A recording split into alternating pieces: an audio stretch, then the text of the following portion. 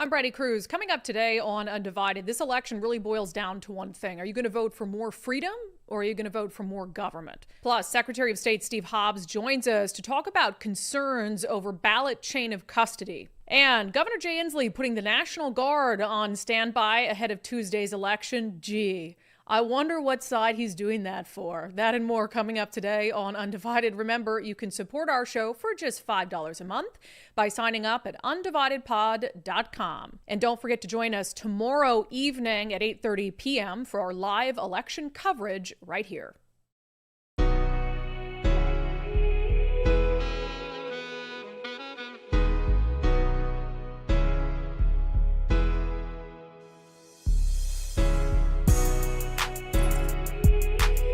Hello, and welcome to Undivided. Thank you for being here. Thank you so much for your commitment to giving common sense a comeback. I'm Brandi Kruse.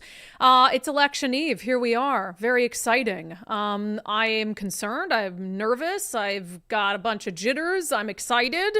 More so, really, I think any election that I've ever covered. I mean, it's not that I don't feel like I had something at stake in previous elections. I think personally, I know when it comes to you guys as well, a lot of our subscribers have put in a lot of time and energy. You know, you've answered our call for volunteers to come out to rallies and events. It's been a really busy last 6 months in particular. So I feel like there's this personal investment that comes with getting involved in a way that we simply haven't before. And you want it to pay off, right? You want the candidates you support and the causes you support and the initiatives you support to prevail. And the truth is, I don't think all of them will. I have steeled myself for disappointments tomorrow. And I think that's just part of when you cover politics for as long as we have, but also when you've been through as many elections as a lot of you have in a state like Washington, you're kind of used to disappointment. If you dissent from the prevailing political winds, you're used to disappointment. You know, Lord knows there's been some disappointing freaking elections in the city of Seattle at times when you looked at it and thought, how could you not vote for change? How could you not, get rid of someone like Shama Sawant? How could you not vote for somebody and people who are going to prioritize public safety and lower taxes and deal with homelessness and substance abuse and all of these things? So, I was on a radio show last night, Outlaw Radio in Kitsap County, and I joined the guys there just virtually for about a half hour. And they said, well, you seem very pessimistic. And I don't want to come across as pessimistic. I'm still excited. I still feel like the candidates we believe in can win. I still feel like the initiatives that we've pushed so hard for can prevail. I'm a first-time Donald Trump voter. I think he has a very good chance of being elected to the presidency once again. But the pessimism, I think, is just par for the course. Like, you don't want to get your hopes up and then have your hopes utterly dashed. And at the end of the day, again, this is a blue state. So we know, for instance, that a blue state's going to go for Kamala Harris, but will there be some other surprises? We shall see. And we're going to talk about that a lot on the show and about the theme of today's episode, which is really, I think that this is a simple choice for people. It's, are you voting for more freedom or are you voting for more government? It really is that simple. It really does boil down to that. Are you voting for people who are going to give and allow is such a silly word, but who are going to return more of the freedoms that you should have had to begin with and take them out of the hands, control of your life out of the hands of the government? Or are you going to vote for people who are out there promising bigger government, who have supported higher taxes, who are going to invade your life in a way that I don't think is beneficial to any American? So we'll talk about that coming up later with the whole dead squirrel and raccoon thing out of New York. Absolutely, Nicole and I pissed off to high heaven today, as is most of the internet. But first, we have, of course, so you have to turn your ballot in Washington State into a ballot drop box by 8 p.m. tomorrow. Today is really the last day I would send it through via USPS. I would bring it right to USPS, but I really don't recommend that at this juncture. I really think you ought to put it in a ballot drop box because we have seen that there have been some issues with USPS and the chain of custody, which we're going to discuss on the show today. But one of the most fundamentally important things is to track your ballot. Votewa.gov is the best way to do that, just to make sure your ballot's been received, it's been counted. That's the only way where you can be sure that something didn't happen to it. So because of everything that's been happening in Washington State, there's been some national news around our voting situation here. We wanted to have Secretary of State Steve Hobbs on the show today. Of course, we had the ballot drop box arsons. There's certainly a potential that could happen again before tomorrow, before the cutoff for ballots. We've had ballots go missing in eastern Washington. We've had more than a dozen ballots show up at a single house in King County. So we've had all these things going on that, to me, reinforce some of the concerns that conservatives in particular have about the chain of custody issues and about the vote by mail system. So Secretary Hobbs was nice enough to agree. We had about 10 minutes with him this morning when we taped this interview, nice enough to come on and talk through some of these concerns with us. Secretary Hobbs, welcome to Undivided. It's good to be here. Yeah, busy week. So I want to get right to it with a few things that have been happening in the news. The ballot drop box arsons. Do you know, is the FBI any closer to identifying who did that? I don't know. I know they've dedicated a lot of resources to it. It's very big on their priority list. We can't let this act of domestic terrorism go unanswered. Luckily, there was some footage of it. And if anybody, if anyone's listening to this show and watching, hey, if you have any hints, clues, whatever, please send that to the Clark County Sheriff's Department or the FBI. Yeah, and I'm sure that you're in contact with them, and there might be some things that they've shared with you that you can't share with us. Totally understandable, totally fine. I think one of my concerns that the FBI and law enforcement has expressed is that, this is someone who might try it again.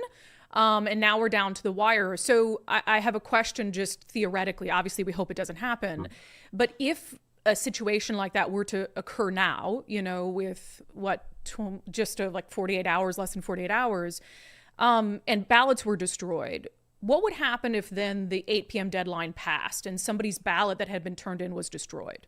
Well, Brandi, that's what keeps me up at night is that scenario, because that scenario could result in the total loss of people's votes. This is horrible to say, but it was fortunate that it happened earlier, right? We don't want it to happen at all, but the fact that it happened earlier, we were able to ramp up, reach out to the community out there so they could do a replacement ballot. We are taking a whole bunch of precautions. That's why there's 24/7 observation through the Clark County Auditor, Greg Kimsey. Greg, Republican, me, a Democrat, working together to try to ensure these elections are transparent, secure, and accessible. I think you heard on the news about the National Guard is on alert, on standby. I know the State Patrol is increased patrols. Obviously, the local law enforcement down there are doing increased patrols. And Brady, I don't know if you remember the report that was part of this, but this person actually put a device on a Dropbox a couple weeks earlier. Yeah. And some of that raised our concerns back then, and just trying to do the planning, like, well, what happens if this person continues? So there is no process by which someone would be able to cure their ballot if the deadline has passed. If it's destroyed, their vote does not count. Yeah, if it's destroyed, unless that, I guess you can go through a court and then there's a judicial process of that, but there's no system in place to recover a ballot that's turned to complete ash.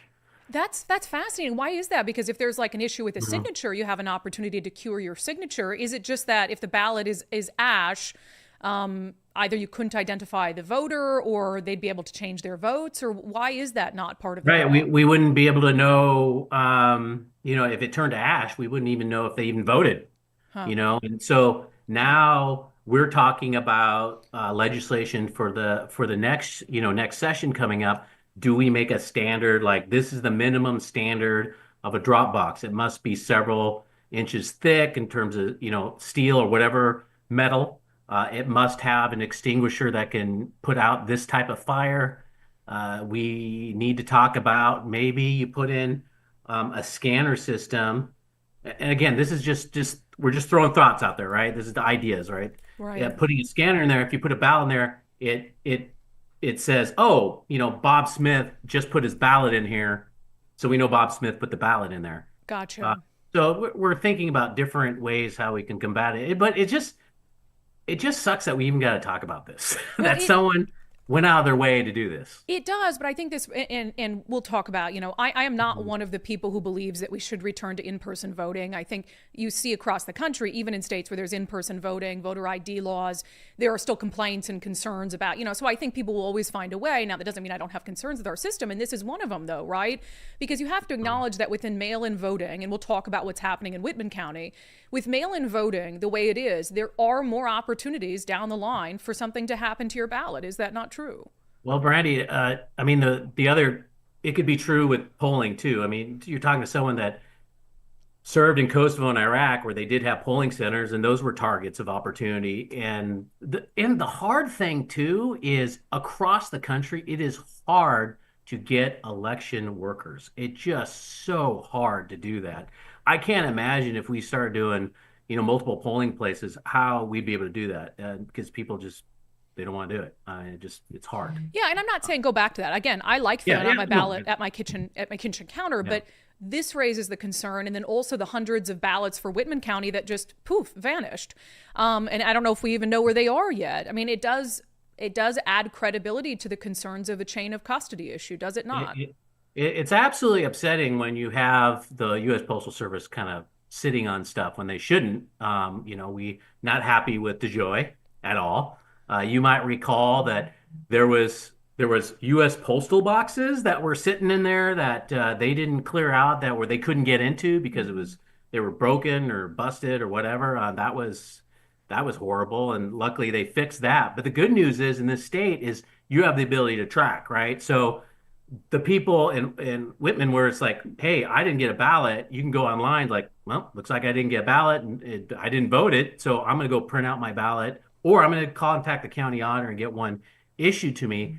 Not convenient, obviously, but it would help if the U.S. Postal Service was a little bit up to speed here. I mean, typically they are. I mean, 99% of the time they are. But in the case of Whitman County, I don't know what happened there. But the good news is those in Whitman County can vote, and I understand they are voting. So at this juncture, we don't know where those ballots are, correct?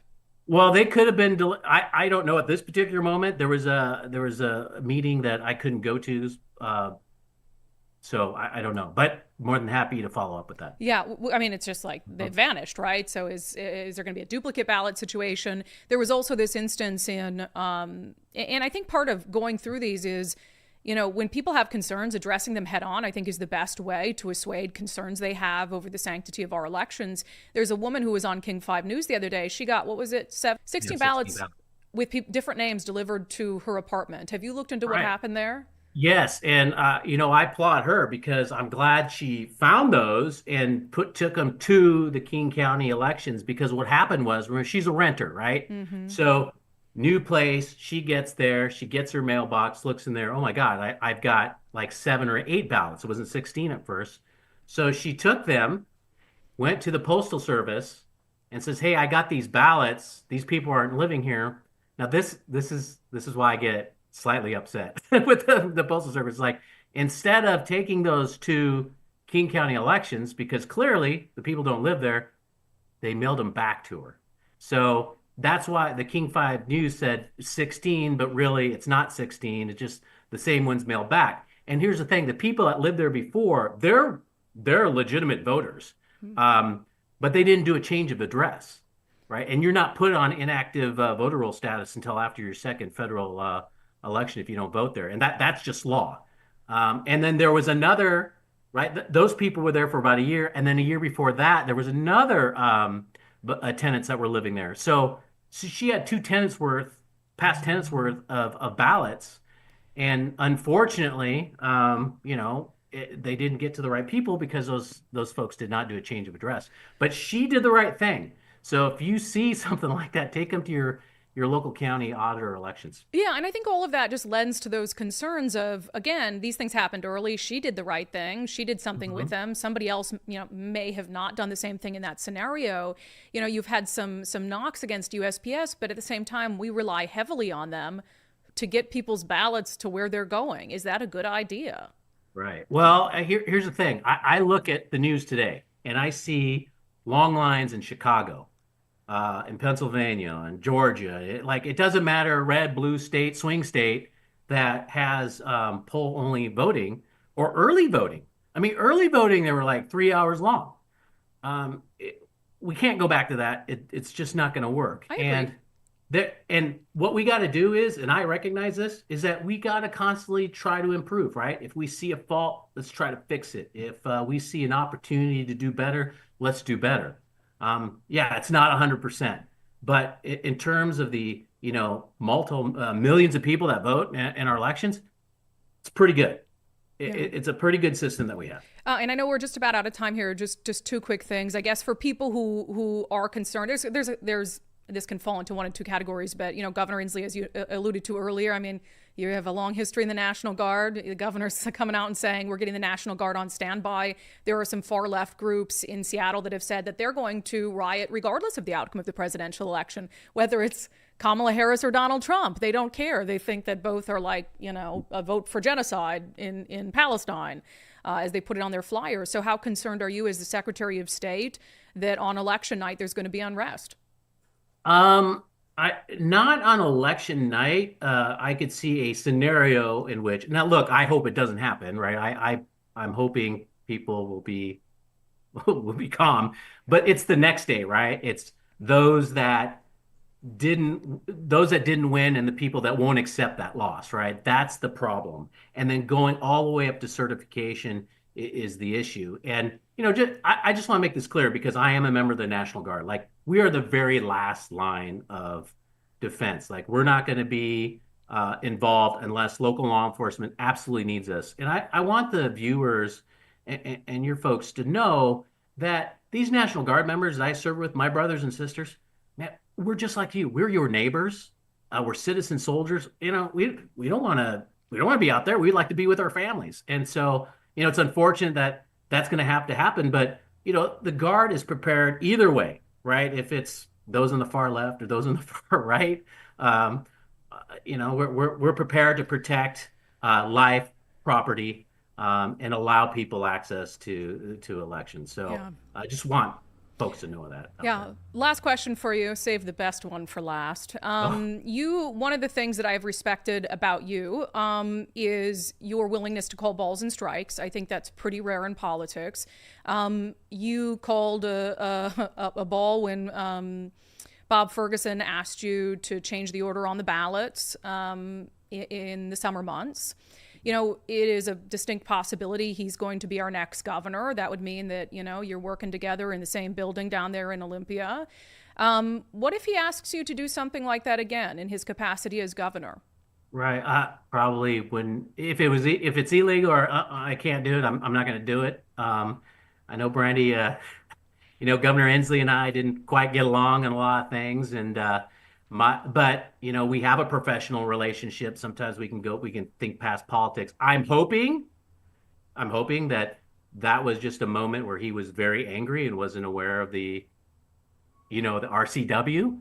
But I'm prepared to work with anyone. I'll work with Bob. I'll work with Riker. Because as you know, Brandi, sometimes I'm a radical moderate. That's my cat. Sorry. Nicole's spotted the cat for anyone. Yeah.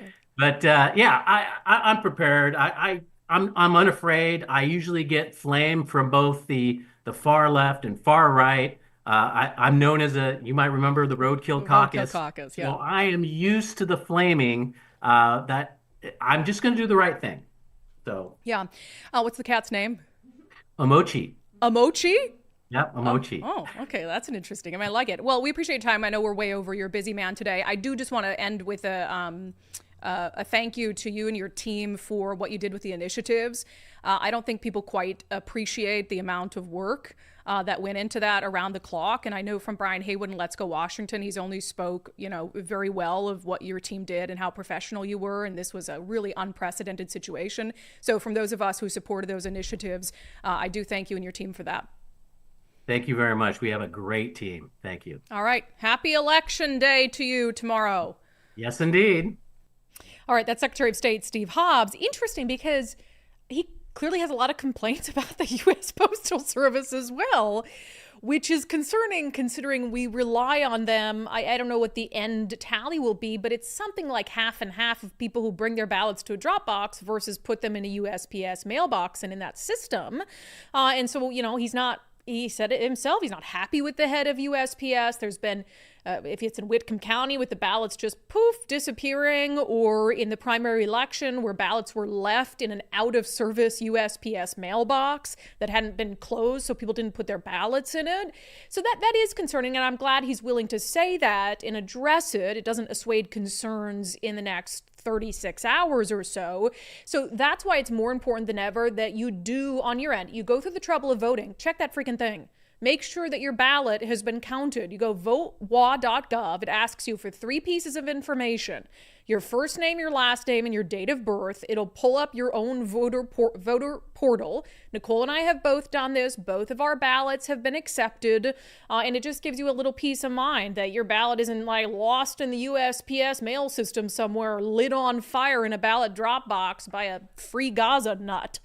So just worth doing that. Now, also make sure to join us. We're going to have a regular show tomorrow, but 8:30 p.m. Our live coverage begins of election 2024. We are going to be live on location at the Let's Go Washington election night watch party, watching the results come in there. So we will be on air as long as we need to be, probably 8:30 to 10 p.m.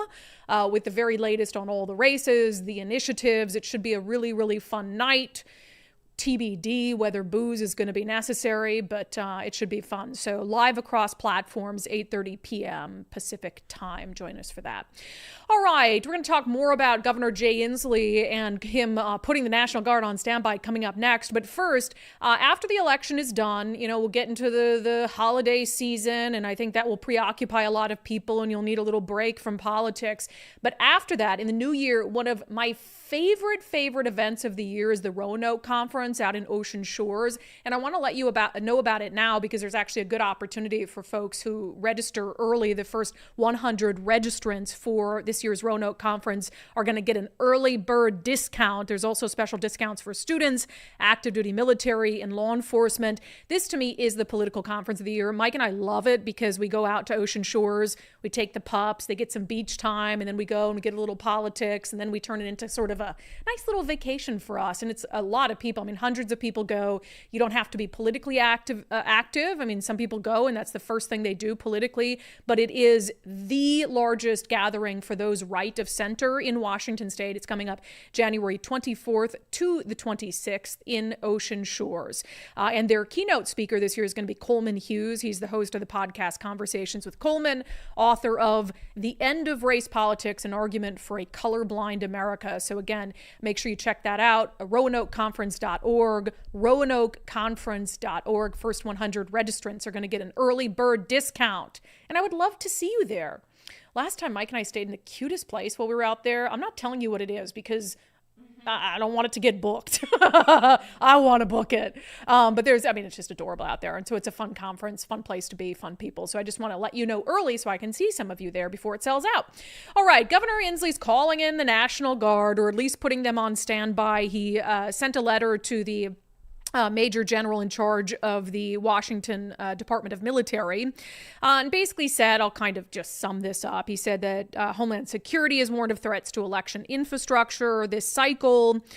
He referenced the arsons at the ballot drop boxes in Vancouver and in Portland. So he said, in response to these situations and the potential for further violence and illegal activity, I'm directing the Washington National Guard to prepare to provide critical public safety support by activating necessary Washington National Guard personnel in a standby status. So basically, they'd be there if called upon to support local law enforcement and the Washington State Patrol. Look, I think it's appropriate. Unfortunately, I think you kind of have to do it. Governor Inslee, who didn't even know about CHOP, first time hearing about it. Well, at least he's prepared this time. Got Jonathan Cho, and as soon as I heard that, who's going to create election disturbance in Seattle or Washington state? Anybody? Anybody? Yeah, it's not the right. It's the left. It's the far left. They're the only ones out there rioting and lighting things on fire, as much as the Democrats want to act like it's the right that's a threat to our democracy and attacking our democracy. The only reason that we would need National Guard troops on standby is because the far left does what the far left does, and they burn and destroy and when they don't get their way, and they're putting out flyers. That say as much. That say that's what they're going to do. Antifa's going to be up at Cal Anderson Park on Capitol Hill. Jonathan Cho just put out this flyer. Signs going up right now indicating there will be election night mayhem in Seattle. The far left activists are planning to take over Cal Anderson Park. Antifa wants comrades to wear masks and body armor. Yeah, it says, their flyer says, a win for Trump or Harris is a win for genocide abroad and a militarized police state at home. The world watches as a new Holocaust is carried out and broadcast daily. Everything is effed. And then it says November 5th, Cal Anderson Park, meet at 6 p.m. Oh, God, let's express our displeasure in the streets, come with a crew, wear a block. I hate to give them attention. But again, this is why when those ballot drop boxes were lit on fire, I was like, far left terrorism. Far left terrorism. Name one time in the last 15 years anyone on the right has lit anything on fire around here. Come on, it's the far left. And a couple years ago, I think it was the 2019 elections, Antifa was literally hanging flyers that had a ballot drop box in flames, like telling people to light ballot drop boxes on fire. So I'm it's not much of a leap there. So yeah, I mean, this is just ridiculous, but it doesn't matter because again, they're saying it doesn't matter who wins. So regardless of the outcome, Antifa is going to do what Antifa does. Hopefully Governor Inslee allows the Washington National Guard to actually be armed this time. Because remember when they sent them to Seattle in the summer of 2020, but they told them they couldn't be armed? They were essentially just like using their bodies as shields to protect property, like with almost nothing to save them if things went wrong. And that was because, we can't have soldiers on our streets with weapons because people are out here protesting racial justice. It's like, well, they had weapons. They were handing out like weapons of war, assault rifles from the trunk of cars, like just to random people. So it's just ridiculous. But yeah, far left is going to do what the far left does. And I am sure, oh my gosh, and I'm sure that they'll ignore it and the media will downplay it and the Democrats will act like it isn't happening because that's what happens all the time. Speaking of Democratic righteous indignation, quite the story that's developing. Whenever, how do I put this?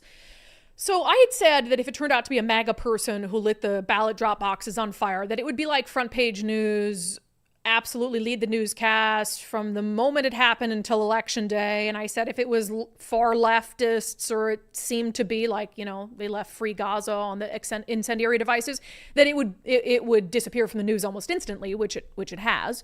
And this is a similar sort of thing. Like if Democrats have spent the whole campaign cycle lying.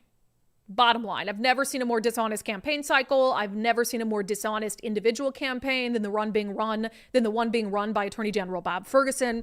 Not even close. I've never seen anything like it. Every ad he puts on TV is a lie. Almost everything that comes out of his mouth about his own personal political positions and policy preferences is a lie. He's completely remade himself in the last 6 months into some like pro public safety moderate, just change agent insanity. So Democrats have done that at every step, interfered with the democratic process, trying to undermine the initiatives, tried to use lawfare to get the initiatives off the ballot and disenfranchise voters, blah, blah, because we covered it on this show. So the GOP ends up sending out some text to voters in a particular legislative district. And now Democrats are losing their minds. Oh, these texts to voters are lies. Like this is dirty politics. So let me go through this. This is from the Tri-City Herald. On eve of election, Washington GOP tells Spanish-speaking voters Democrats hate you and hate God. Okay, so these texts went out specifically to voters in the newly formed 14th legislative district, which remember that had to do with like, the way that these lines are drawn, it's disenfranchising Hispanic voters, even though their representative was like the first Latina representative or state senator. Is just ridiculous. It was also Democrats could have a more reliable district. So anyway, the Republican Party put out text blasts to specifically Hispanic voters, and it was in Spanish and English. So here's what it said in English. Hello. This is Matthew with the Washington State Republican Party. I've lived in CD3 my whole life and can definitively say, is this the wrong one? Sorry. Hold on a second. Oh, sorry. This is the wrong one. Nicole, can you pull up? So there's several of them. I pulled up the wrong one. This went to voters in Congressional District 3, and I'll read it anyway. It had to do with Maria Perez. It said, this is Matthew with the Washington State Republican. If you can find the ones that went to Congressional District 14, you can maybe find them in the Tri-City Herald article or put a link in there for me. This is Matthew with the Washington State Republican Party. I've lived in CD3 my whole life and can definitively say Maria Perez does not represent us. She's a Democrat socialist who lives in Portland and bails out rioters. She supports defund the police, abortion until birth, castrating minor children, confusing them about their gender, higher taxes, and less efficient government spending. Don't be fooled. She is not a moderate by any means and has to pay working class seeming people to be in her ads or use transplants who fled from California and Oregon. Don't vote for radical socialist Maria Perez. So that's one of the types of text messages that the Democratic Party is angry about, in part, and they're similar to the ones that were sent to Hispanic voters in the 14th legislative district, where it said that she supports castrating minor children. And that the other text in the 14th legislative district said that as well. And it also said that Democrats don't respect their culture, use this phrase Latinx, which most Hispanics don't like that phrase. And then also said that Democrats hate you and they hate God. So referring to they don't care about family values or religious values. Do you have that link, Nicole? Is that are you looking for it? Sorry, guys, that was my fault. I put something in there that was wrong. If you can find that link, but you got it? For now, I'll read the response from the Washington State Democratic Party. If you can, you got it here. No, this is the same thing. Sorry. I just want the link to the article. We're just struggling. We're struggling. Okay. I'm going to click on that, but in the meantime, can you bring up the Washington Dems response to all of this? Washington Democrats and our lawyers believe the WGOP broke campaign finance and defamation laws and will be pursuing every legal remedy available to us. We call upon every Republican candidate, local and statewide, to immediately and publicly denounce these pathetic attempts to trick and deceive Spanish-speaking voters in the final hours of this race. Whether it's, quote, floating islands of garbage or, quote, they hate you, they hate your family, they hate God, and they hate the truth, it's clear today's Republican Party has fully embraced racism and bigotry to secure political power. Washington Democrats believe voters will see through the lies spewed by Republicans and continue to elect Democratic candidates who are fighting every day to improve the lives of every Washingtonian. And then Shasti Conrad, the chair of the Washington Democratic Party, also put out a statement on what she calls spreading the GOP spreading racist anti-LGBTQ plus lies in Legislative District 14. She said, hate has no place in Washington state, neither does misinformation or disinformation. It is shameful that Jim Walsh and his party, in their clear desperation and realizing they cannot win on policy or character, have sunk to new lows and fully embraced anti-LGBTQIA plus bigotry and racism. The Spanish language texts attacking Maria Beltran, Chelsea Demas, and Ana Ruiz Kennedy, Democratic candidates in the 14th legislative district, are lies. So again, I'm curious what the lies are. What I was looking for is the text for that specifically went to the 14th legislative district. It was similar to the Marie Perez one, but it said in there that these candidates, quote, reject God's design of two genders and want to confuse your children about whether they are boys or girls. They hate you. They call themselves Latinx instead of Latino. They hate you, they hate your family, they hate God, and they hate the truth. Don't let them represent you.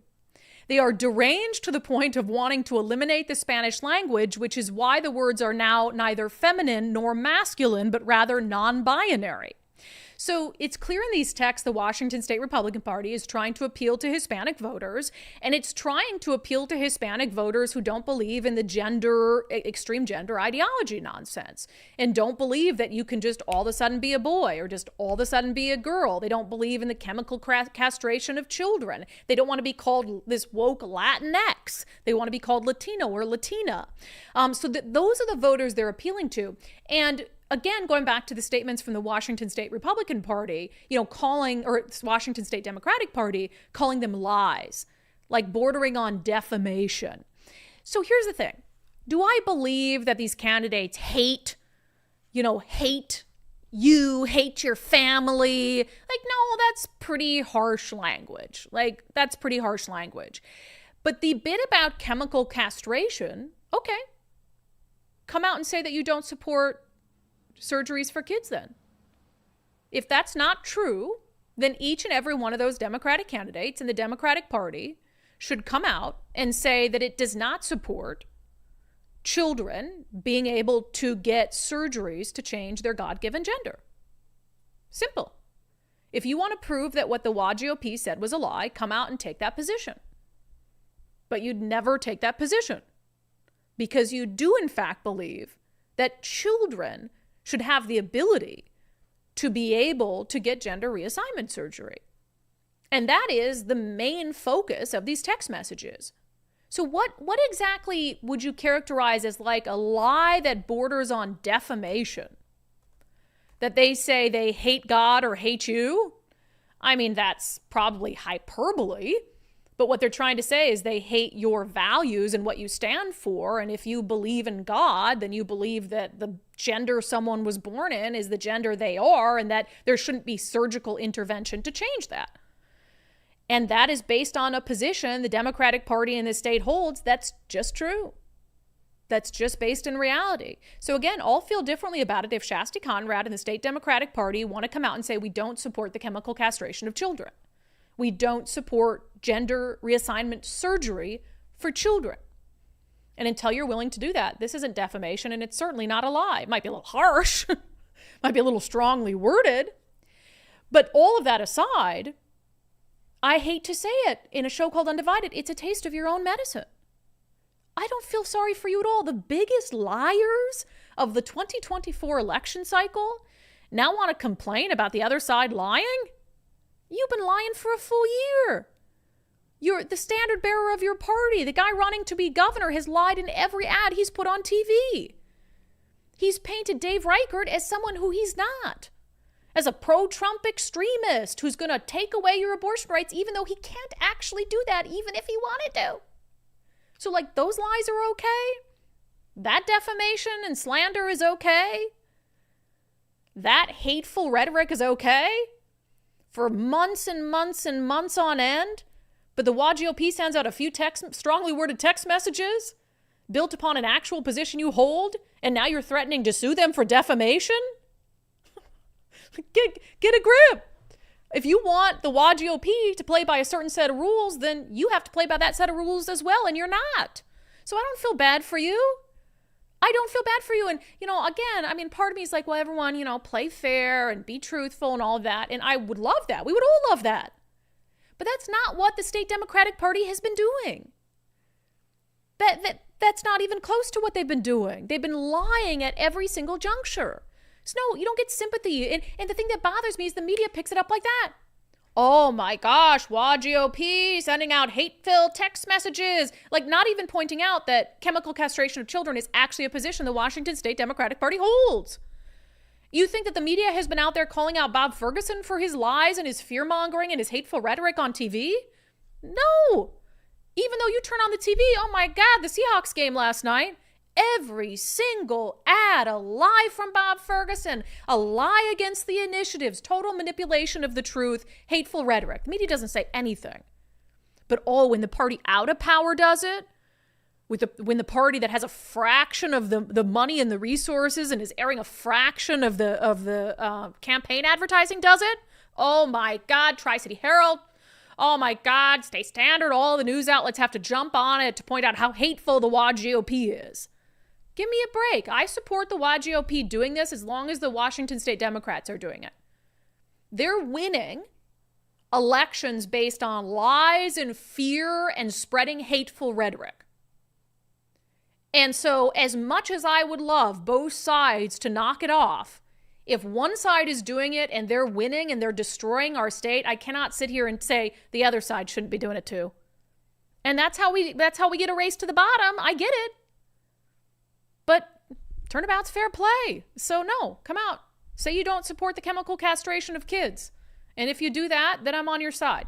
If you do that and say that's not actually a position we hold, then yeah, the WAGOP shouldn't be sending out texts saying that's a position you hold. But it is a position you hold. And in fact, it's a position that the Democratic Party and its allies protested us over being opposed to. We're out having a signature gathering event, a year ago, last summer?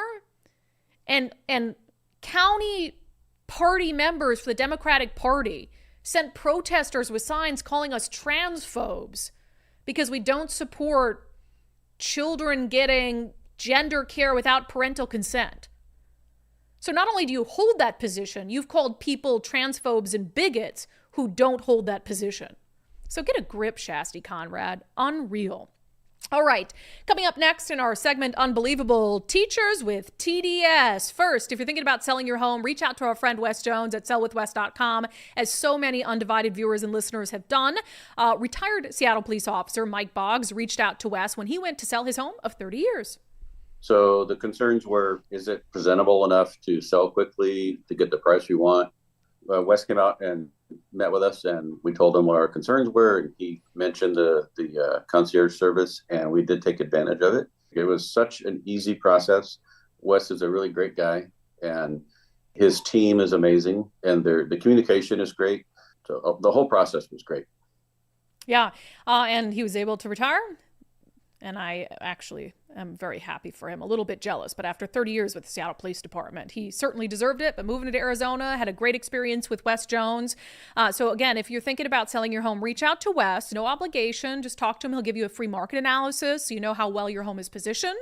And then you can use their free home value calculator right there on their website to see how much your home is worth. It might be worth more than you think. Sellwithwes.com. Sellwithwes.com. A better way to sell your home. All right. Multiple instances of local teachers with severe cases of TDS. Let's talk about it in our segment, Unbelievable.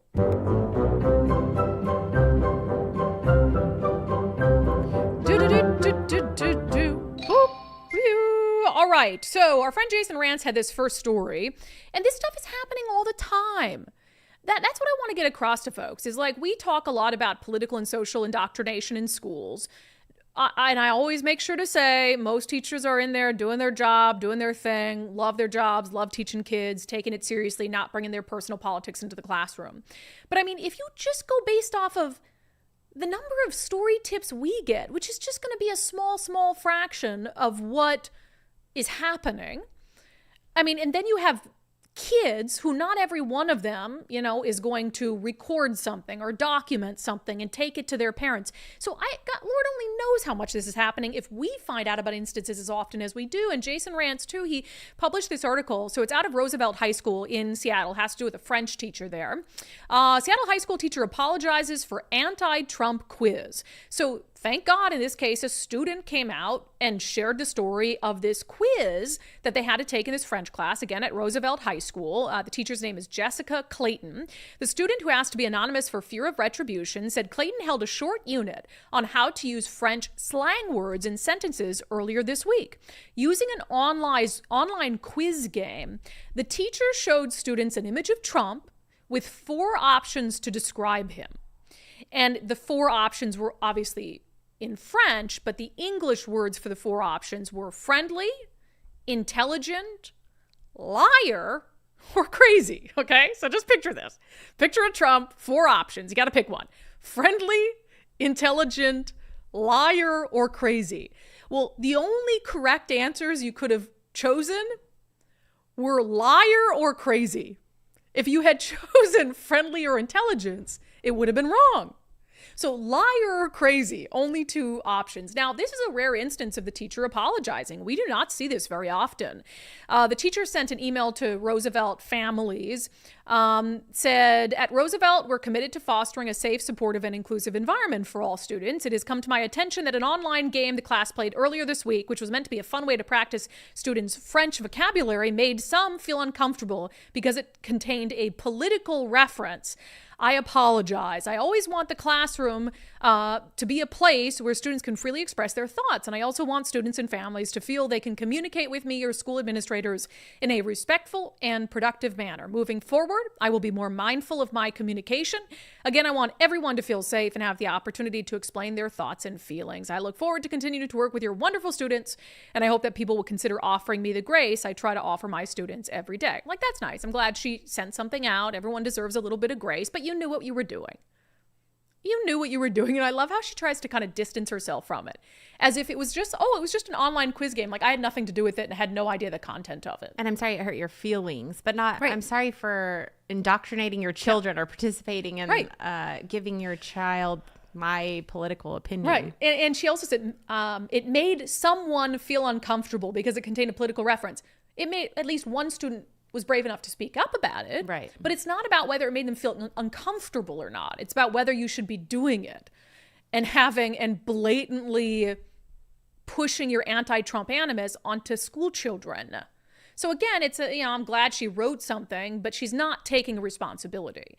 And that's the problem, is these teachers don't actually take full responsibility for what they do, or even really seem to understand the problem with it. It's like, oh, I'm sorry you were offended. That's like the worst apology ever. I mean, that's like textbook how not to apologize. I'm sorry that one of the students felt uncomfortable. All right. We got 2 doses of this, both from our friend Jason Rantz, host of the Jason Rantz Show on 770 KTTH. His second headline, high school teacher asks students to show proof Donald Trump is a fascist. A teacher in the Mukilteo School District assigned students an assignment to show evidence that former President Donald Trump is a fascist. But students courageously pushed back against the blatantly biased assignment, exposing a deeper issue of partisan teaching in classrooms. It's just the latest example of one-sided anti-Trump curriculum. In this case, an advanced placement government and politics class at Kamiak High School, which, like, this is what we're making the advanced placement kids do. Like, show me Donald Trump's a fascist. So it centered an assignment around recent claims by Vice President Kamala Harris and former Trump Chief of Staff John Kelly, who labeled Trump a fascist. The assignment required students to define fascism and provide evidence that Harris and Kelly's assessment is possibly correct. That's a quote. Provide evidence that Harris and Kelly's assessment is possibly correct. The October 24th assignment, confirmed by the Kamiak High School principal, was explicitly crafted to support the narrative that Trump is a fascist, an inflammatory and politically charged claim with no room for balanced debate. Yet, despite the clear political bias, the principal doesn't see any problem with it, according to their statement from the Rantz Show. A former student flagged the assignment to the Kamiak High School principal, prompting an immediate investigation. The principal confirmed that students were savvy enough to challenge the assignment's clear bias. They questioned the one-sided prompt. So the principal essentially defends it because, like, the students were savvy enough to question the prompt. But was that really the point? Oh, the point of the assignment, the teacher's like, this isn't bias. I'm going to present a biased assignment, and I'm going to challenge their intellect by seeing which students are bright enough to challenge the assertion I've made that Donald Trump is a fascist. Like, that's given that teacher a lot of benefits of the doubt. And look, if you were doing something that wasn't, like, so timely, for instance, like historically, like, hey, define fascism. What is a fascist? What are some historically accepted examples of fascism or fascist leaders? But like days leading up to a presidential election, will you have people on the news shouting that Donald Trump is a fascist? Is that really the appropriate time to ask your students, hey, here's some clips of multiple people calling Donald Trump a fascist. Now go out and prove that they're correct. It's really insane stuff, and it just shows that, man, we need an overhaul in our public education system. Vote for David Olson. Vote for David Olson. Vote for David Olson. I can't wait till this nonsense goes away, or at least until there's accountability. That's the big thing, is there's no accountability. And even if a school wants to say, hey, we're investigating this to try to change behavior, we never get to find out what the outcome is, because the teachers' unions are too strong. All the examples of insane political and social indoctrination we've pointed to in the Olympia School District, not one of them do we know what actually happened to the teacher in terms of punishment. Because they're like, oh, we don't discuss personnel matters. We don't discuss personnel matters. You work for us. We pay your salaries. This is a public school that's operated with our tax money.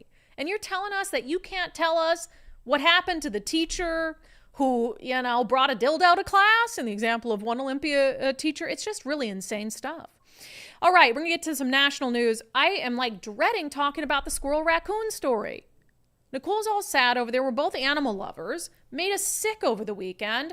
It's gotten a lot of coverage, but I think, to me, it actually is a perfect example of what this election is all about and what we're voting for. So we'll get to that coming up next. First, after the election, depending on the results, I'm sure there'll be different levels of angst or concern about the economy. Our friend Zach Abraham, coming up on November 21st, is having another one of his Know Your Risk live webinars, totally free. Just go to knowyourriskradio.com and you can sign up.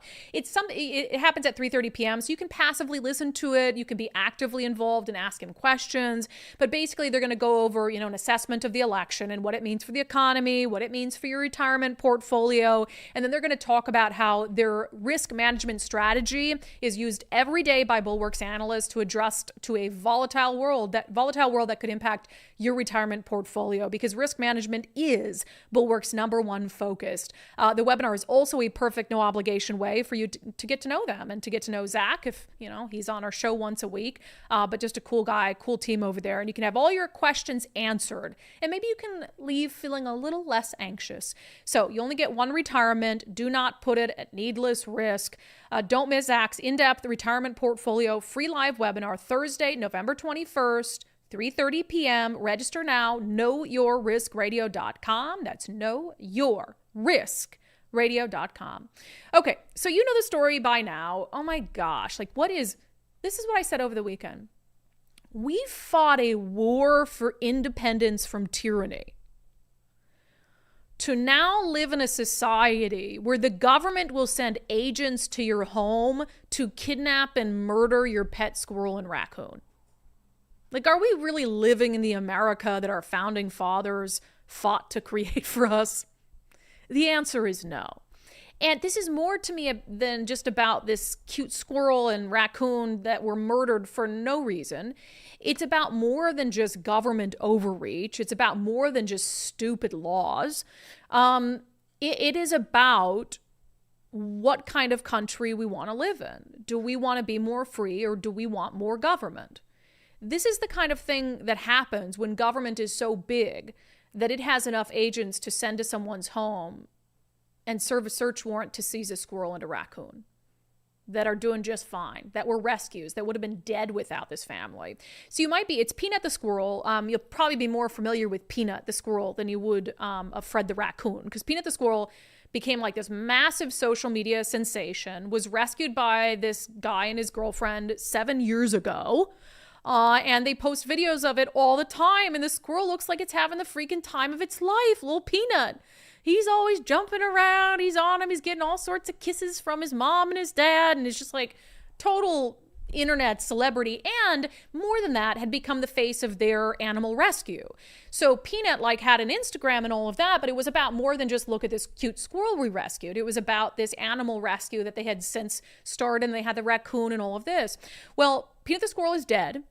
And so is Fred the raccoon. This is from the New York Post. They were euthanized after being seized by New York State, according to the Department of Environmental Conservation. So the 7-year-old gray rescue squirrel was put to death along with Fred the raccoon so that the animals could be tested for rabies, according to a statement from the agency obtained by WETM. The DEC claims that Peanut, who was notably docile and friendly over the course of his very public-facing life, bit one of the investigators on the hand while being confiscated on Wednesday. And so because one of the investigators got bit, ripping Peanut out of his loving home, the only way to test him for rabies was to kill him and then test him for rabies. And the same with Fred the raccoon. So there's so much that we could discuss here, and I've seen online that this was a tip. This was a complaint someone filed with the government that, hey, there's this family and they're not supposed to have a raccoon. They're not supposed to have a squirrel. People are putting this woman's name everywhere. I don't know if it's really her, but if it is, her life's probably over, because this has taken on a life of its own. But also just gut-wrenching. The story, it was on TMZ. We can't play the TMZ interview on our show, but you should go watch it, from the owners on TMZ, sobbing, and the guy talking about he's handcuffed and put outside for hours on end while they raid his home and tear everything apart, looking for the squirrel and raccoon and any other animals they might have. Think about the government overreach. And there were some people saying, well, you can't have these. It's against the law. Meanwhile, in the state of New York, they're ignoring violent criminals. You can do all measure of crimes in New York and get away with it. In what world do you have the resources to send multiple agents to this home to seize a squirrel and raccoon and kill them for no good reason? And it's yeah, some laws, I'm about law and order. Some laws are moronic. and some laws shouldn't exist, but there's also the ability, whatever the law enforcement agency is, to use their judgment. Like, yeah, there are some reasons you shouldn't have, you could have a home with like 100 squirrels and some crazy lady is out in the park trapping squirrels and living with them. Like, that's a different scenario. That's a different scenario. And there are agents that exist for that reason. Like if somebody's got a wild animal that is, doesn't belong in the United States, or they've got it in some sort of really shady way, like I get it. But Peanut the squirrel, who again became the face of this nonprofit, Peanut's Freedom Farm, who clearly has a good life, would be dead if it weren't for the family. You can use your judgment and decide, hey, this isn't the thing we need to seek and serve a search warrant on. But it speaks to this larger, and I think why it's really taken the internet by storm, especially on conservative. Donald Trump put out a statement. Elon Musk has put out a bunch of stuff on it. The reason is because we see that as an attack on freedom. We see it as government overreach, and that's really what this election is all about. Do you want to live in the America where we have a government so big that they're serving search warrants like this and killing pet squirrels and raccoons? Like, I don't. But that's the choice. It's like, are you voting for more freedom or are you voting for more government? The Democrats absolutely represent more government interference and intervention in your life. I don't know about you, but if I want to rescue a raccoon from my backyard and keep it as a pet for 7 years, I think I should be able to do that without interference from the government.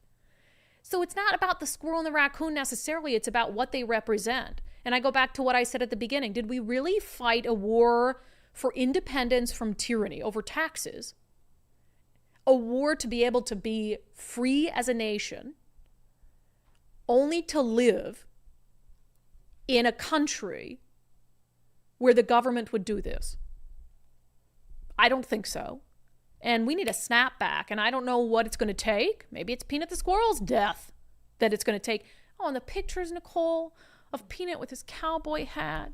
I was brokenhearted yesterday, and it's just so sad to me. And I just can't even imagine the people that were able to take those animals out of that loving home and euthanize them. Take them to somebody who is also willing to inject them with something to kill them. Like, who are these people? Who are these people that all agreed to do that? It's not just one power-hungry person. There were multiple. No. This was a raid. He wasn't allowed to feed his horses. He had to have an escort to the bathroom for 5 hours looking for traces of the squirrel in his house. I mean, it's all because obnoxious. Some Karen complained. He's been doing this on social media for almost 7 years now. Yeah. And you're right. Anywhere along that line. And like, I am very supportive of law enforcement, but I also am vehemently opposed to a militarized state or a police state.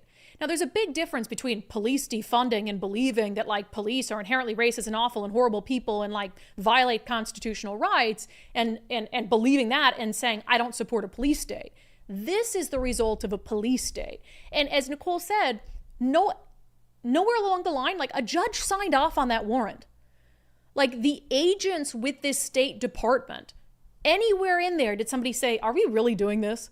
Right. Or even when you get there, be like, I understand. We're just going to we're going to work something out. Like he needs to be on a farm. Like, there's probably a solution in there. Right. But you go in and raid this house and grab animals. It doesn't matter if they're wild or if it was a cat or a dog, you'd probably get bit because they're animals and you're being obnoxious with them. I'd bite you. And hell yeah, I'd bite you. And because you got bit, you had to kill him to test it for rabies? How about you get freaking tested for rabies? Yeah, it's a blood test. You didn't need to kill him to test him for rabies. I don't know if there's a more hated government agency right now than the New York State Department of Environmental Conservation. What are you conserving there? You didn't conserve their lives. Mm-hmm. And again, totally different, still would be unreal. But if you had removed them and put them to a sanctuary and like said to the family, you can't just have a wild squirrel and a raccoon. You have to have paperwork and let them get it and then they could get them back. That's not what happened here. It's insane. And so it's sad. It's all of that, but it is where we're at as a country. This is the decision you're making. Please take me seriously when I say this. You are voting to decide whether you want more freedom and more government. And if you believe that more government is the solution, I can't help you. I'll keep trying, but I'm pretty sure you can't be helped. And if you think that Democrats are the party of more freedom, more liberty, you've lost your freaking mind. You've lost your mind. And you might be able to name like abortion. There's a reason I'm pro-choice. There's a reason I was pro-choice with the vaccines. But you have some Democrats who want to say they're the party of liberty only because of the abortion issue. The abortion issue makes them all of a sudden the party of freedom and liberty. Like, get a grip. No, because you are pro-choice, but then you wanted people to inject a fairly experimental vaccine into their bodies or lose their jobs. So you're not the party of choice, just on that one issue because it's politically beneficial to you. So when I weigh which party is more about liberty and freedom and limited government intervention, it's not even close. Are there some things? I think Republicans have grown the size of government in some examples, and I don't support that either. It's the reason I've dabbled with libertarianism. We have to absolutely gut the size of government. We talked about on the show last week. Wow, I am just like, my dad is coming out of me right now.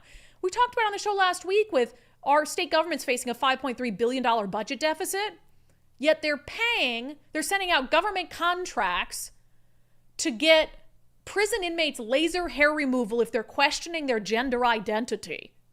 Is that the role of government? When our founding fathers fought for this country, is that what they fought for? For your tax money to go to help a prison inmate get their pubes laser hair removed off so they feel more like a lady? No. No. You guys, stop voting for these Democrats. Stop. And unless Donald Trump has some sort of absolute overwhelming victory, I don't see it changing. And that's one of the reasons, like, that has to happen because, yes, we're living on the West Coast. We're living in this crazy land. So Washington, Oregon, California, we are dealing with a different type of Democrat than most of the country is. Maybe New York, they've got some of that there, as we just discussed. We know what the worst side of the Democratic Party looks like. And that's why I'm so passionate about getting them out of office or putting them on notice in a way like Donald Trump having some sort of explosive victory. Because we've seen what progressivism does to communities and to states. Look at the homeless crisis. Look at the drug crisis. More people dying on our streets in these states than ever before. Look at the crime crisis. Look at what progressivism has done across the West Coast. That's what we're trying to stop from exporting to the rest of the country. Democrats elsewhere should be thanking us. But they haven't lived with it. They haven't lived in it. They haven't seen with their own eyes what progressivism, borderline socialist policies do to once beautiful, thriving places. So to me, again, I'm not even a Republican. It's not about supporting, the Republican Party over the Democratic Party. I have issues with both of them. I think they're both destroying the country. But it is about the lesser of two evils and which party is actually more destructive to our country right now and to what our country is supposed to be about. And hands down, it is Democrats. It's not even close. They're killing your squirrels and your raccoons. Or eat the cats and dogs, whatever it is. I mean, it's just really unreal stuff. I can't fathom people voting for more government. I can't fathom that mindset.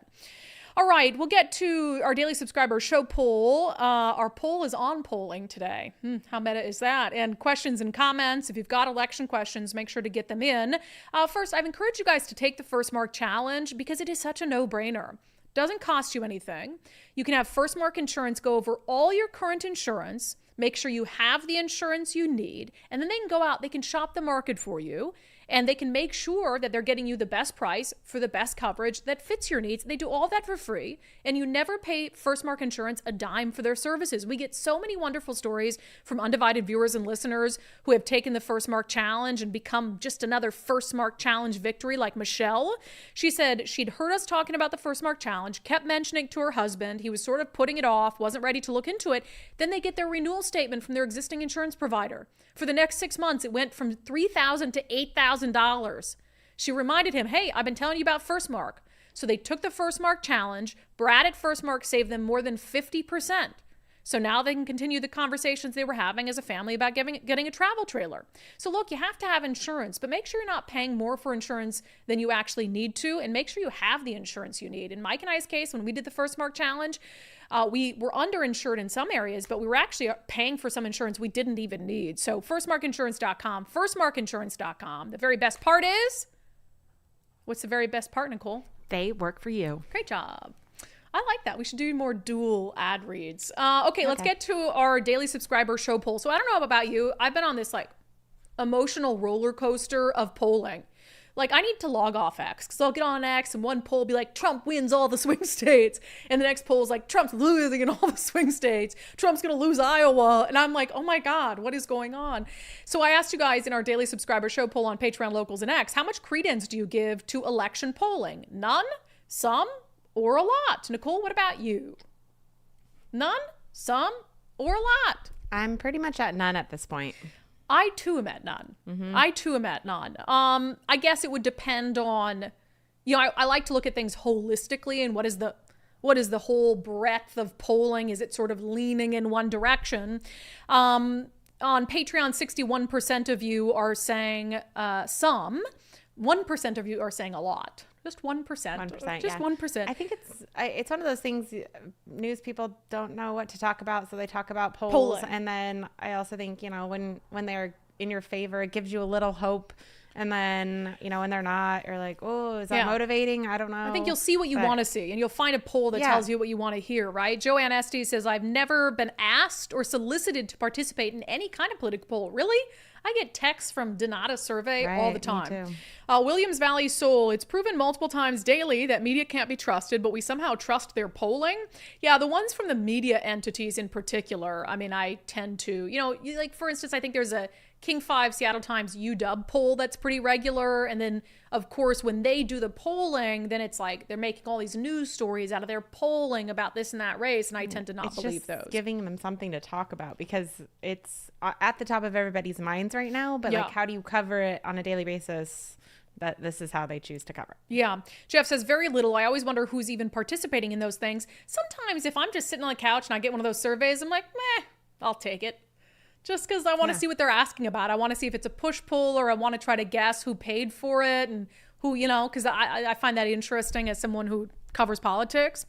Myron Phillips, it always depends where the poll is noted. For sure, the left media always shows Kamala is winning or it's a tie. Betting odds I see this morning favor Trump. I always question how, why, and if the results will be altered. I've also heard that if Trump wins, an insurrection might occur. Yeah. I'm sure, because it's Donald Trump that, if Trump wins, will it be a lefty insurrection? Because they won't even cover it in the same way. I've always said this, and it goes two ways. It would have been a peaceful march. Yeah, if the BLM had done the exact same thing on January 6th that the righties did, first of all, the Republicans would have lost their ever-loving minds about it, and they'd still be talking about it, right? And the media would have acted like it was no big deal. So it's always, people react to things based on their own politics. Come on. Sandra, seems like everyone lies about everything these days. Look at the polls for prior elections in the last 4 years. Many of them seem to be way off from the actual voting. And I point to like the Senate race in 2022 with Tiffany Smiley. Like, they had multiple polls showing that race in a statistical tie, and she lost by double digits. So it's, the polls have not been great. I also think the polls historically undersample conservatives. One of the things I talked about it last night on our live subscriber Q&A that I'm curious about as well is, what do the polls do to account for immigrant populations or non-English speakers? Because I really think that Republicans are going to have impressive results when it comes to the Asian American community and the East Indian community, because they've been working really hard in our state to make inroads and reach out to those voters. And I wonder, if there is sort of an undersampling of them, so to speak. Over on Locals, I just want to read a couple comments here. Karen says, what difference does it make? They have the wide margins in a red county on Wednesday when the sun is shining and the coffee smells burned. It doesn't change the actual vote. Weiss Castle, individually not much, but the consensus of polls can mean something. Bill O'Reilly does a good job of explaining what makes a poll likely to be good, bad, or skewed. I'll have to check that out. All right, other comments from you all today. Jill C., if my ballot wasn't already accounted for, I would take the day off and hand deliver it to the county. 100% at this point, don't put that thing in the mail. Just don't do it. I mean, if that's really the only option, like you're like, it's either put it in the mail or nothing, fine. But I'd much prefer, especially you guys, bring it to a ballot drop box or hand it into the auditor's office. Shirley Hood, Brandi, please stress to rural voters, do not mail. Ellensburg mail, for example, must go to Spokane to be postmarked, which can take 2 to 3 days. Only use a drop box. Again, that is the preference. But if that is not an option for you, you're just not going to do it, then I'd rather you put it in USPS than nowhere. Like now. Like, turn the show off early. Go now. Matthew Cook, $5 super chat. Justice for Peanut and Fred the Raccoon. Heartbreaking. Sundays with subscribers this week. 2 stories showing there's too much useless government and inept bureaucracy in our lives. We'll talk a little bit more about Sundays with subscribers tomorrow. We had on a mom in the Mukilteo School District who has spent thousands of dollars over 7 years trying to get the public school system to do the bare minimum for her daughter who's having educational challenges. And it just shows that, I mean, she said she feels held hostage by our state's public school system. Is that really how we want parents to feel? Held hostage by a public school system that's getting more money than ever and doing less for kids than ever? Really crazy stuff. B. Larson, whoever wins between Donald and Kamala or Bob and Dave, they need to be held accountable, even if it's your candidate. Hell yeah, I've told Dave Reichert. Mm-hmm. Like, we've supported you, but if you think you get in the governor's office and all of a sudden you get special treatment, no, sir. The reason I'm so hard on Democrats is Democrats are the only ones in power. That's who we need to be hard on. If Republicans had an ounce of power in the state, we'd be hard on them too. And I think we have when the opportunity arises. Kelsey, no one can give me an answer about what happens if your ballot isn't accepted by Election Day. Does one risk voting twice or pray theirs is accepted in time? I guess it would depend on the circumstances. One of the things we heard from Steve Hobbs today on the show is that if your ballot, like let's say you drop it in a drop box and somebody lights it on fire and it's reduced to ashes, you're just SOL. You just don't get to vote in the election, like your vote was burned. So I think it would depend on, for instance, like if your ballot is received, but there's an issue with the signature, you get a chance to cure your ballot. But if your ballot doesn't get postmarked, if you put it in the mailbox and it doesn't get postmarked by Election Day, then your vote isn't counted. That's the bottom line. So all the drop boxes, they do the final pickup at 8 p.m. So you know that if they pick it up out of the drop box by 8 p.m. and it goes into one of its locked bins, then your ballot is going to be counted. All right, Bob and Joanna, we're in Arizona, snowbirds, voting in Washington. I mailed our ballots in a large envelope back to our daughter, and she put it in a drop box. They have been accepted. I'm glad that you checked. Let me see here. Lolly, why didn't Inslee have National Guard called during CHOP and riots? They did. They did. National Guard had been called in, but it was late and they didn't arm them. Yeah. They didn't arm them. So, yeah. Old Sub Sailor, we need to stop the political grooming in the schools. Totally inappropriate. I agree. Carrie Holt, there's absolutely no reason they had to kill the raccoon. I always say raccoon and squirrel. They could have tested them for rabies with a blood test. Sick, power-hungry a-holes. Yeah. Eileen, Brandi, you're 100% right about progressivism. Vote Trump 2024. Moose and Squirrel say we need to vote Trump, not just for the country, but for Peanut the Squirrel, R.I.P. Yeah, it's just ridiculous. Wild. I see the squirrels all the time, and I'm always like, you're so cute. I see them in the backyard, and the dogs lose it, and I'm like, you leave the squirrels alone. Yes, it is one of those things that, I mean, it worked for him on social media, and it gave him some fame on social media, but was it worth it outing your squirrel that you're trying to take care of? Because, I don't know, you're putting it out there for everybody, I guess, and the haters are going to hate. The squirrel dying. I blame whatever Karen called the state and said, go get the squirrel. Yeah, I don't know. Matt did mention, and I have seen reports of this, but he thinks it's a revenge for having a porn career before the squirrel. Oh, she did or he did? He did. He had a porn career before the squirrel. He's in the porn industry. Well, you know, that's legal to do. I know. So some Karen called. Haters gonna hate. Haters gonna hate. All right, good comments per the usual. Let's see here. Yeah, I'm gonna keep the sanity check quick and simple today since it's 1:15. Let's get to it. As we've been discussing, there has been a lot of concern about ballots and then getting from point A to point B, whether it is a far left terrorist who's lighting them on fire or the USPS who says, oh, we don't know where your ballot went. So the sanity check I have for you today is to vote if you have not already. I hear from a startling number of people that they don't think their vote will matter, that it's a blue state, it can't be saved. The only way your vote doesn't matter is if you leave your ballot on your kitchen counter and you don't turn it in. So for the love of God, it is so easy to vote.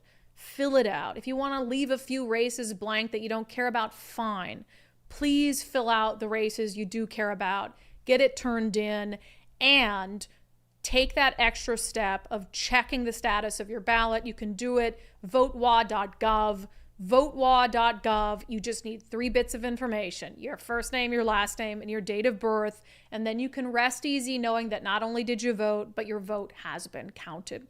All right, that's our closing sanity check for today. Remember, we're going to have our regular show tomorrow at noon, regular time. And then we would love for you to join us for our live election coverage happening at 8:30 p.m. Pacific time. We'll probably go till about 10 p.m. We'll be on location at the Let's Go Washington return party. A lot of eager people when it comes to seeing what happens with those initiatives. So we'll have the latest on local races, state races, what's happening in the presidential election. It is live election 2024 coverage tomorrow across all platforms. And if you'd like to sign up to support our show, you can do that at undividedpod.com, undividedpod.com. So we look forward to seeing you all tomorrow. It's a big day. Get those ballots in. In the meantime, like I said, if you have not signed up to support our show already, you can do that for just $5 a month. Go to undividedpod.com, undividedpod.com, and you'll see the little button. I think it literally says support our show for $5. And we would absolutely appreciate that support, especially if you've found any of our election coverage valuable. So we will see you back on the live show tomorrow at noon, and then we'll see you at 8:30 p.m. for live election night coverage.